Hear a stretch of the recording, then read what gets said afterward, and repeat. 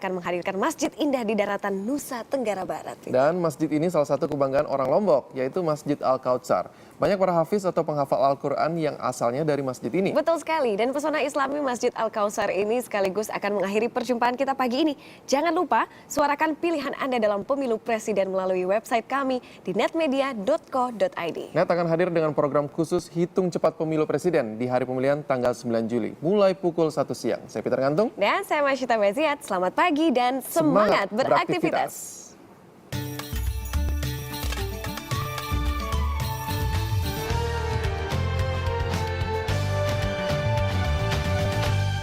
Allahu Akbar, Allahu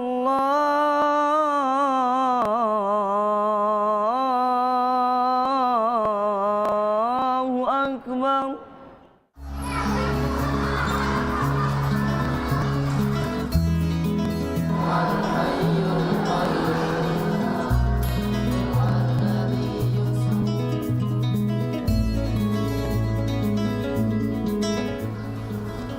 Inilah jantung kegiatan Pondok Pesantren Al-Aziziyah Mataram, Lombok.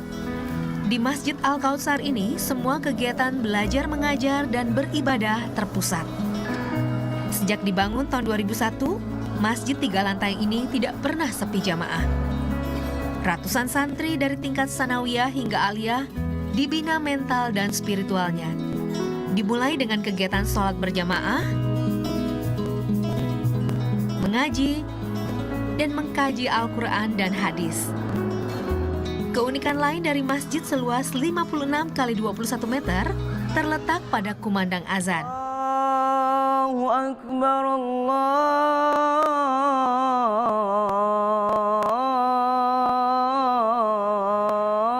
Akbar. Suara azan pasti bisa kita dengarkan dari masjid manapun. Azan pertama kali dikumandangkan oleh Bilal bin Rabah setelah Umar bin Khattab serta Abdullah bin Zaid radhiyallahu anhu bermimpi bagaimana menandakan waktu sholat pada masa itu. Nah, azan biasanya kita dengarkan sebanyak 5 kali dalam sehari. Tapi di sini azan dikumandangkan sebanyak 6 kali dalam sehari.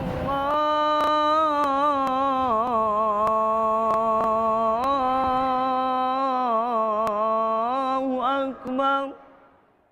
Jumlah azan di sini berkiblat pada Masjidil Haram di Mekah. Sebelum subuh ada azan awal yang berkumandang sekitar jam 3 pagi.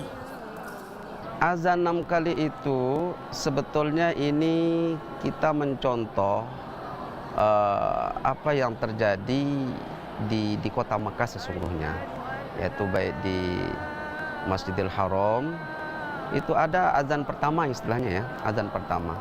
Azan pertama itu untuk membangunkan anak-anak kita di sini, untuk membangunkan sholat tahajud. Karena ini sangat erat kaitannya dengan bagaimana prosesi menghafal Al-Quran.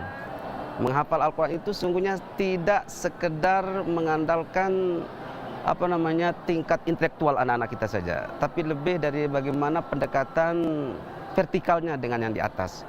Itu sebabnya, jadi di dalam menghafal Al-Quran, jadi kita tekankan kepada anak-anak kita dengan sholat tahajudnya.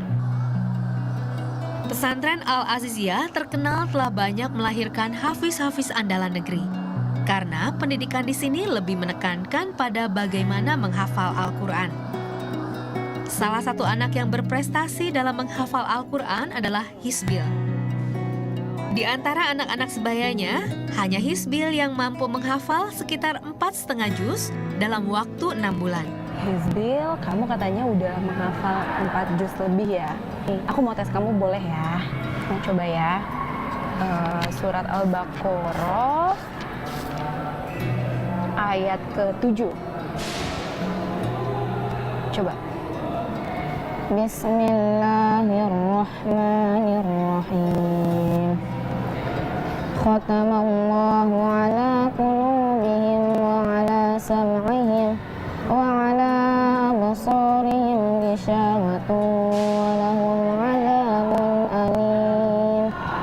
Coba Hisbil menghafal surat Al-Baqarah ayat 284. Bismillahirrahmanirrahim.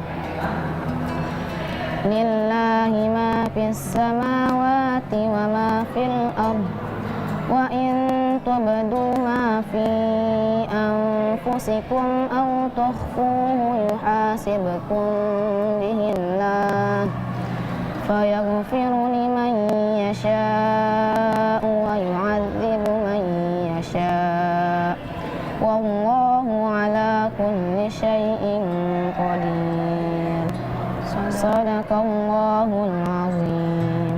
Hebat. Hizbil belajar. Kenapa sih mau menghafal Al-Quran? Kan susah. Ya, karena iri sama teman-teman. Karena teman-teman ngapal Al-Quran saya enggak, makanya saya iri. Iri. Kenapa? Emang ada rasa berbeda kalau bisa menghafal Al-Quran? Iya, ada. Karena menghafal Al-Quran dapat tenteraman hati dan pokoknya hati jadi tentram, tidak ada masalah. Gimana sih Hizbil caranya supaya hafalan yang kita hafal itu tetap menempel di kita? Caranya sih gampang, tinggal diulang-ulang dari awal sampai akhir, langsung kayak gitu udah sampai puas dah, sampai dia tetap ada di otak gitu. Seperti Hizbil, para santri melakukan murajaah atau mengulang-ulang hafalan Al-Quran. Bagi mereka, menghafal Al-Quran merupakan suatu keutamaan. Dengan membacanya, hati akan menjadi lebih tenang dan tentram, seperti yang tertulis dalam surat Al-Isra ayat 82.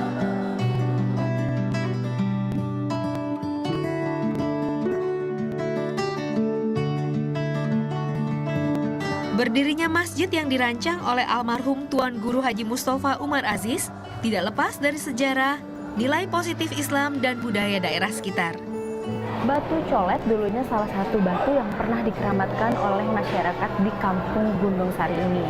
Akhirnya batu tersebut ditanam di bawah pondasi masjid ini oleh salah satu santri yang ada di sini, agar akidah serta kepercayaan masyarakat di sini tetap terjaga.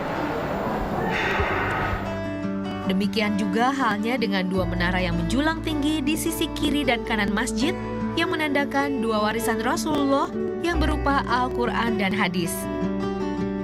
Bukan itu saja, pemberian nama Al-Kautsar yang berarti kebaikan atau nikmat yang banyak diharapkan akan dirasakan bagi mereka yang masuk dan beraktivitas di dalam masjid yang menyerupai Masjid Nabawi di Madinah.